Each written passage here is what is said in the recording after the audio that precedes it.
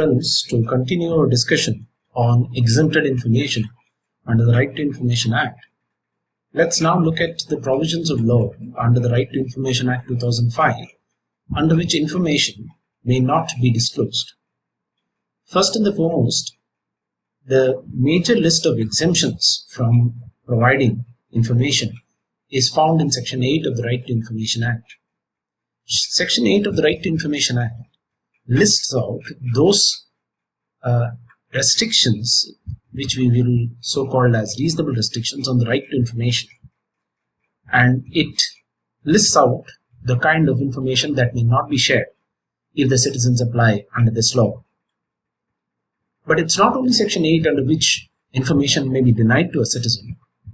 Section 9 also lays down those kinds of information whose copyright, if it's held by the state, cannot be provided under certain circumstances. The exemptions that are laid down under Section 9 is not a qualified exemption, but rather an absolute one. It is primarily intended to prevent the misuse of the Right to Information Act by government agencies, especially in the matters of infringement of copyright and their like. So Section 9 also is a provision under which the government may decide not to disclose the said information.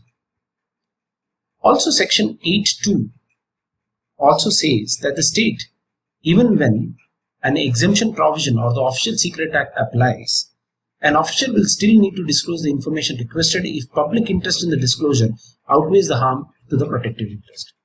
Which means under Section 8.2, the state may decide that exempted information, either under the RTI Act or the Official Secret Act, may be disclosed, however, on the condition that the public interest in disclosure of the said information outweighs the protected interest. Kindly note, while this public interest is something that appears also in Section 8 in certain cases, because when we say that some of the exempted information can also be provided, because I have used the word may not be disclosed, which means in certain circumstances it may be disclosed. So, when public interest outweighs protected interest, then in such cases even an exempted information can be provided. However, what is public interest is not defined under the Right to Information Act, and hence there is no objective criteria to determine public interest, and probably the public interest is decided by the information commissions on a very subjective basis. However, I think it is important to underline the fact that the exempted information are not absolutely exempted, and obviously the courts can adjudicate on the matter whether the said information should be provided or should not be provided. One would also look at Section 11, which deals with third-party information, to also look at the right of a third party to raise objections from providing the said information, and hence you will notice protection of confidentiality of third party is something that is provided under the Right to Information Act, and hence if third-party information which is confidential and which should not be disclosed will be exempted under Section 8 of the Right to Information Act. So these are in gist and in brief some of the provisions and sections in the Right to Information Act that deal with exempted information.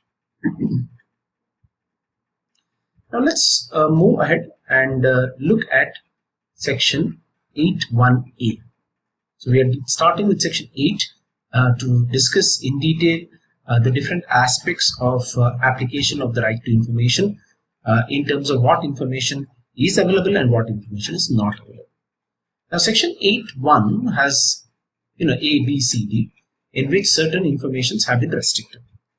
8.1a of the Right to Information Act says the disclosure of some information which would prejudicially affect the sovereignty and integrity of India, the security, strategic, scientific or economic interest of the state in relation with the foreign state, or may lead to an incitement of an offence, is not provided under the Right to Information Act.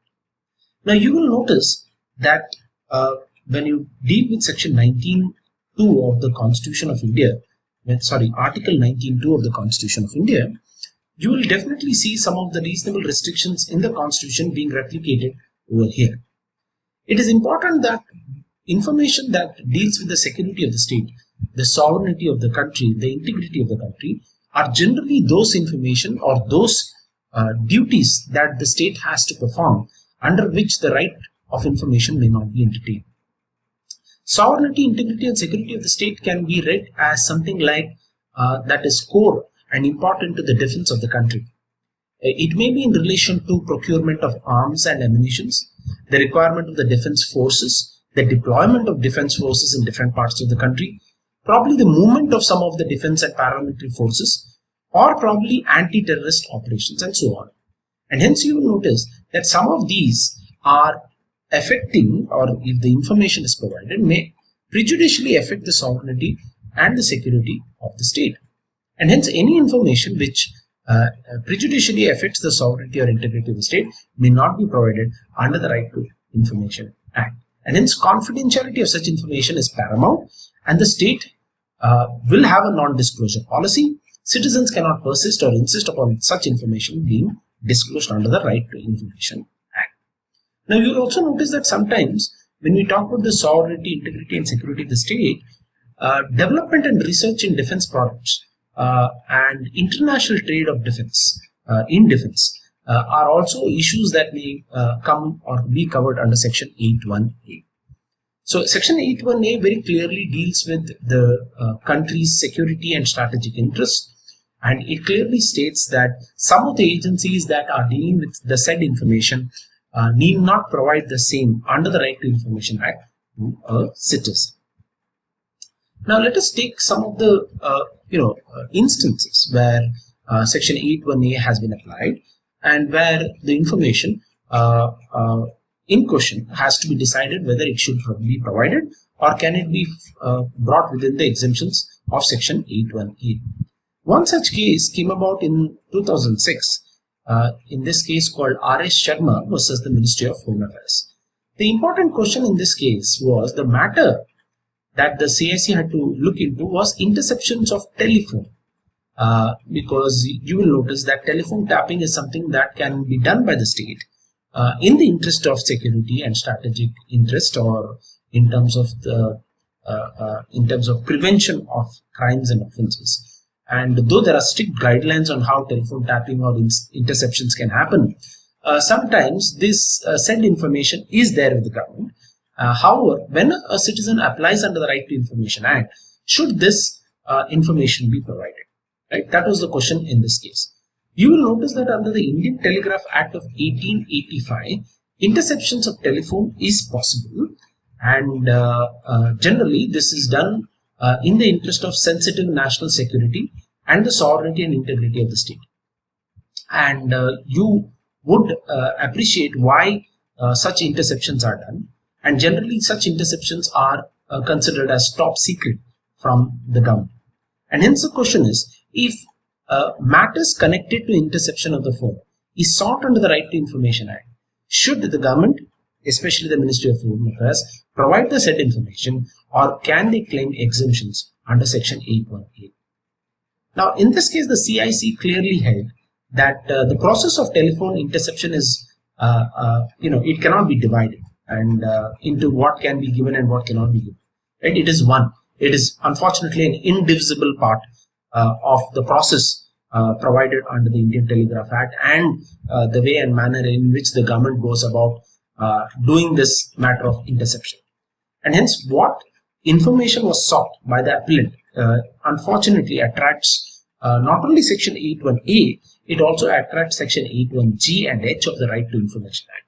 So the CIC in this case, quite early in 2006, as probably a year after the Right to Information Act was enacted, clearly laid down the path on which RTI will be in operation, which means that RTI Act will not be available whenever a top secret aspect of the government is being undertaken, where the strategic interest of the state is involved, where it is an issue of national security. Interestingly, the Ministry of Home Affairs can deny information regarding the same. They can take exemptions under Section 8, and the said information will not be disclosed. So this is where I think in the SC Sharma versus the Ministry of Home Affairs, very clearly guidelines have been laid down about what is available as disclosure and what is not available in terms of non-disclosure under the Right to Information Act. Moving forward, we will discuss two cases from an RTI activist by name Venutation. Now, Venutation happens to work with the Commonwealth Human Rights Initiative. He's an RTI activist, a very well-known RTI activist like Sri Subhash Chandra Agarwal, and he has filed numerous RTI applications seeking information from different organizations in the government. In some cases, he has succeeded in getting the information, but in many cases, because of the fact that he is seeking information which can be covered under Section 81A, the information that he has sought has not been provided for. The first case study that I would want to bring about is a very recent one. And why I say it's a case study is because it's not a decision of the CIC or the courts. It is an order that was passed by the Home Ministry. Based on that order, based on newspaper reports, this case study is being brought before you. Now, Venkatesh Nayak sought photocopies of all official records that contain the written reasons for issuing authorization to 10 security and intelligence agencies who can actually tap or intercept your internet communication. So the government of India has authorized 10 national security and intelligence agencies to actually monitor your online content. And such a gazette notification has been issued by the government under Section 69(1) of the Information Technology Act. And the Home Ministry is the nodal agency for giving such authorization. And you will notice that probably this is required in terms of national security to prevent any terrorist activity or unlawful activity. And the national 10 security and intelligence agencies will monitor all our online content, be it content on the internet through email or be it content on use of internet for calls, messages, and so on and so forth. Now, when Venkatesh Nayak asked for the official records from the Ministry of Home Affairs about why these agencies were given such authorization and what were the reasons for the same, the Home Ministry refused to disclose the said information. Right? They said that the information that is there is a top secret, and you will notice that this information that is collected under an authorization that is there under the Information Technology Act 2000, which gives government that kind of authorization to regulate online content and to check the misuse and abuse of the online content, under which such an official notification was issued authorizing this 10 security and intelligence agency to actually prevent any kind of cyber terrorism or a cyber crime. Now, when Mr. Venkatesh Nayak asked the Home Ministry, obviously the Home Ministry denied the said information, saying that it is a top secret information and it cannot be disclosed under Section 81A, 81G, and 81H. The similar sections that were used in the SC Sharma case were also the same section that was used by the Ministry of Home Affairs in denying Venkatesh Nayak this said information. So you will notice how Section 81A operates, especially in terms of the security of the state, and you will notice that obviously though the Ministry of Home Affairs is under the purview of the Right to Information Act, most of the intelligence agencies are exempted, right? So Venkatesh Nayak could obviously not have applied to these intelligence agencies and sought this information directly. However, he sought it from the Home Ministry in terms of why and what reasons or what are the notings before which such a notification was issued, and he wanted to study the same, and the same was denied. And I think it was denied rightly. And if you apply the ratio that was decided by the CIC in 2006 in the SC Sharma case, the denial to Venkatesh Nayak seemed to be adequately justified. The second case study that I would want to put across, and this is a decided case from the Central Information Commission in 2017, is a case between Venkatesh Nayak and the Prime Minister's office. Now, this is again a very, very interesting application that was put by this RTI activist by name Venkatesh Nayak. He's a very prominent activist, as I told you in the past, and probably he's filing a lot of RTI petitions on sensitive information, on government-held information that may affect the sovereignty and integrity of the state very directly. Obviously, something that should have been known to this activist who has worked in this particular area for a long period of time. However, I think he has experimented with the use of RTI by filing such applications. Now, what did Venkatesh Nayak do in case study 2 was that he filed an RTI application with the Prime Minister's office, and what he wanted to do was to get a copy of an agreement that was entered by the Government of India with the group in Nagaland.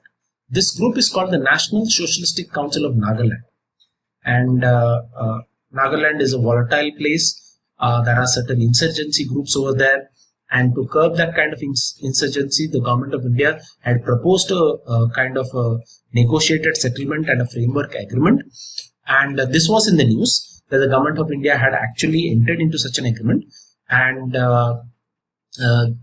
probably it was like a peace accord that was necessary in that instance, and Venkatesh Nayak wanted a copy of the framework agreement. Now, the Prime Minister's office very clearly denied the said information, and they said that the sovereignty and integrity of India and the strategic and security interests of the state may be prejudicially affected if this framework agreement is disclosed. And they also said that the public interest in this case by disclosure will not be served, rather it will be adverse to it. So when you weigh the information from being provided to not being provided, what is more important? So it is not necessary that this agreement has to be immediately disclosed. It may probably not benefit the public and the stakeholders. Rather, the benefit is to withhold this information.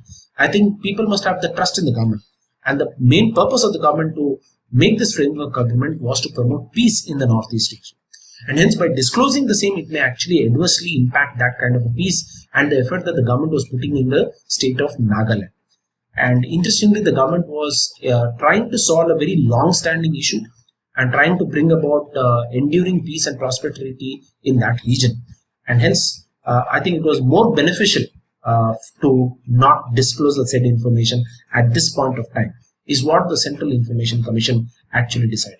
So the Central Information Commission very clearly held that the said disclosure is not an appropriate disclosure at this moment and this point of time, and Venkatesh Nayak is not entitled to a copy of the framework agreement. And hence the Prime Minister's office denied the said information, and the denial was upheld by the Central Information Commission. And hence you will notice that the strategic and security of the state is a very paramount interest which is protected, and the Right to Information Act will not be applicable in such cases and in such matters. Now, if we move forward from the sovereignty and integrity and security and strategic interest of the state to the other wordings in section 8.1a, we could look at the aspects of three things over there. First is the economic interest of the state, which can also be an exempted ground. Second is the relationship with foreign states, and last, something that may lead to an incitement of an offense. Right. On the incitement of an offense, we have a very interesting case from the Delhi High Court. It's the case on Union of India versus the Central Information Commission, decided by Delhi High Court in July 2012. And this case is a long case. The case probably started somewhere in 2007 by RTI applicant by the name C. Ramesh. And what he did was, he wanted certain information which was in relation to documents and correspondence, precisely to be honest, letters that were written by President K.R. Narayanan, as he was then the President of India, to former Prime Minister Vajpayee. Because during that time, you notice the President K.R. Narayanan was a a Congress appointee, and the Prime Minister Vajpayee was from a different political party. And the Gujarat government at that point of time was a BJP government, and there were unfortunate riots in Gujarat, which led to a lot of deaths, and these were communal riots. And at that point of time, the President of India, being the head of the state, out of concern, probably had written to the Prime Minister and probably given certain concerns or voices or directions about how the Gujarat riots should be handled. And this was already in the public domain that such communication had happened between the President and the then Prime Minister, Shri Vajpayee. Now, C. Ramesh wanted a copy of this communication or correspondence between the President and the Prime Minister. So he said, please give me the documents, correspondence and letters that were written by the President to the Prime Minister. Now, you will notice that in this case, interestingly, there are certain communications in the government that are considered to be privileged communications, right? And you will notice that some of the privileged communication cannot be disclosed if you apply section 123 and 124 of the Indian Evidence Act 1872. Also, if you look at the constitutional provisions of it, you will notice that under Article 78 and 361 of the Constitution, you will notice that these are privileged communications between two functionaries in the government. And when they are privileged communication, can you deny the same? Can you exempt the same? Is it something that can be brought within Section 8 of the Right to Information Act? Is something that was viewed by the Delhi High Court in this particular matter. Interestingly, the Government of India, while defending its non-disclosure of these said privileged communications, clearly said that there were two commissions that were appointed to look into the Gujarat riots. The first one was the Justice Nanavati Commission, and the second was Justice Shah Commission of Inquiry into the Gujarat riots. And interestingly, these two commissions had also requested for these letters and communications. And the Government of India had denied these two commissions the said information. And they had sought exemption from sharing the said information under the communication being a privileged communication. The matter, when it came to the Delhi High Court, the Delhi High Court had to view whether immunity can be granted to the government from disclosure. And it was important for them to apply the Right to Information Act and view the fact that can the information be disclosed, and is there a public interest in the disclosure of the said information? Because in light of the provisions of the Right to Information Act, you will notice that if such communications and correspondence and documents are disclosed, it may probably instigate another riot. It may probably lead to an incitement of offense in another case, or as the case may be. And hence, you will notice that the Delhi High Court did weigh the possibilities and the arguments made by the Government of India and came to the rightful conclusion that I think the sharing of the said information is not necessary. It's an exempted information under Section 81A. I think the information may affect prejudicially the sovereignty, integrity, and the security of the state, and also may lead to incitement of an offense. So I think with those reasonings, you will notice that the said information was not provided, and the Delhi High Court agreed with the arguments of the Government of India, saying that the disclosure of the said information may not be necessary at this point of time. If we continue our discussion further on Section 81A, and if one views the aspect of those kind of information that results in a relationship with the foreign state or with that of the economic interest of the state, one could relate with certain examples, decisions that were made by the CIC or by the Supreme Court or the High Court. Now, when you look at the Anuj Dhar versus the Ministry of External Affairs, it's a CIC case decided in the year 2007.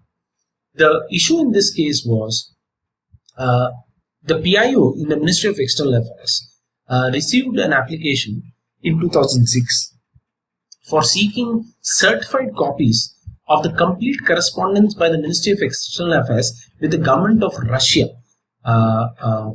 on the matters of disappearance of Netaji Subhash Chandra Bose. There are numerous communications that were made by the Government of India with the erstwhile USSR, and these were those communications that were in relation to Netaji Subhash Chandra Bose's unfortunate disappearance. And then finally, the kind of death that was reported by Russia. Now, this information was there with the Ministry of External Affairs. Certified copies were sought. However, the Ministry of External Affairs decided that such information is not subject to disclosure under the Right to Information Act. And the ground on which the Ministry of External Affairs did take was that this disclosure of information may affect the relationship with the foreign state, which is the erstwhile USSR, currently the country of Russia. Now, the commission, the Central Information Commission, held that correspondence have to be examined by experts to come to the conclusion that whether such an information may be affecting the relationship between India or any other country. Now, the expert in this case is the Ministry of External Affairs. And whether the said disclosure should be done or should not be done is something I think the best decision should be left to the government. And if the government feels that by disclosing the said information, its relationship with the foreign state is going to be adversely affected, because the information is in relation to a very sensitive matter, a matter that has not finally ended or concluded, about the disappearance of Netaji Subhash Chandra Bose. In those cases, I think what the government decides would be probably final, and it would probably be in the best interest of the state, and hence the exemption that is sought by the Ministry of External Affairs should be upheld. So you will notice that certain classes of documents are entitled to constitutional protection from disclosure, and hence it is inherent that we will try and classify records and documents into what can be given and what cannot be given. So if the document is considered secret or top secret or confidential, you will notice though these kind of classifications are no longer valid after the Right to Information Act, because prior to that they were probably a practice in the government. Right now, when you even categorize them or classify them for easy understanding about what can be shared and what can be disclosed, I think there is a clear categorization of the fact that here is where certain informations can be provided for and certain information can be denied. Now, coming to the economic interest of the state, which is also one of the exemptions under Section 8(1)(a), the case in point is Suchitra JV versus Bharatiya Vidyut Nigam. This was a CIC judgment of 2008, and here the information that was sought was about a fast breeder reactor that was being constructed by this company called Bharatiya Vidyut Nigam. Now, the fast breeder reactor, you will notice, is a very, very sensitive matter. It is something that is based on the relationship between two states. You will notice that most of what is done through atomic energy is an exempted information. And in this case, the commission held that the information can be denied because whatever is done in terms of nuclear energy or in terms of atomic energy is something that cannot be disclosed under the Right to Information Act. Right? It is important that such disclosures be restricted. Such disclosures cannot be made because I think the economic and the security of the state, because atomic energy is under the security exemption of the state, and hence in such cases, such information may be withheld under the Right to Information Act.